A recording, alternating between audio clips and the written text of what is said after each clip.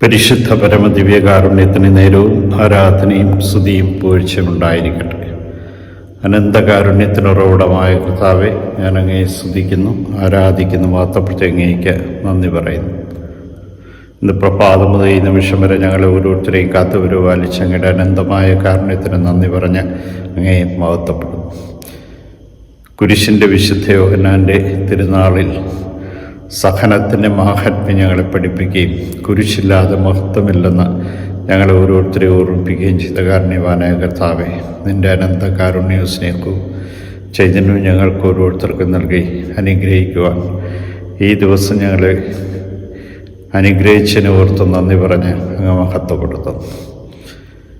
ഏലിയ ചുഴലിക്കാറ്റിലൂടെ സംഭവിക്കപ്പെട്ടതുപോലെ ഏലിയ വീണ്ടും വരുമെന്നും സകലതും ക്രമപ്പെടുത്തുമെന്നും തിരുവചനത്തിലൂടെ ഇസ്രയേൽ ജനത കാത്തിരുന്നതുപോലെ ഇതാ കർത്താവെ, ഏലിയ വന്നു കഴിഞ്ഞുവെന്നും എല്ലാം ക്രമപ്പെടുത്തിയെന്നും അത് സ്നാപയോഹന്നാൻ ആയിരുന്നുവെന്നും ഞങ്ങളെ ഓരോരുത്തരെയും ഓർമ്മിപ്പിച്ച കാരുണ്യവാനായ കർത്താവെ, നിൻ്റെ അനന്ത കാരുണ്യത്തിന് നന്ദി അർപ്പിച്ചുകൊണ്ട് ഈ ദിവസത്തെ ഇതാ നിൻ്റെ കരങ്ങളിലേക്ക് സമർപ്പിക്കും. നിൻ്റെ സ്നേഹവും നിൻ്റെ ചൈതന്യവും നിൻ്റെ കരുതലും ഓരോ നിമിഷം അനുഭവിച്ചുകൊണ്ട് എന്നെ പൂർണ്ണ ഹൃദയത്തോടു കൂടി സ്വീകരിക്കുവാൻ തക്കവിധം ഞങ്ങളെ ഓരോരുത്തരെ അനുഗ്രഹിക്കണമേ.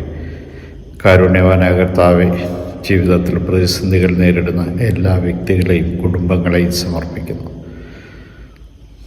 ദൈവകൃപ നഷ്ടപ്പെടുത്തിയ വ്യക്തികളെയും കുടുംബ ജീവിതത്തിനായിട്ടൊരുങ്ങുന്ന മക്കളെയും വിവാഹ തടസ്സം നേരിടുന്ന മക്കളില്ലാത്തവരെയും സാമ്പത്തിക പ്രതിസന്ധികൾ നേരിടുന്നവരെയും വിദേശത്തായിരിക്കുന്നവരെയും വിദേശത്ത് പോകാൻ ആഗ്രഹിക്കുന്നവരെയും അധ്വാനത്തിൻ്റെ ഫലം ലഭിക്കാതെ പോകുന്ന എല്ലാവരെയും കർത്താവെ അങ്ങ് അനുഗ്രഹിക്കുകയും അങ്ങ് ശക്തിപ്പെടുത്തുകയും അങ്ങയുടെ വിരനാൽ സമാധാനവും സന്തോഷവും ഐശ്വര്യവും വീണ്ടെടുത്ത് നൽകുകയും ചെയ്യണമേ.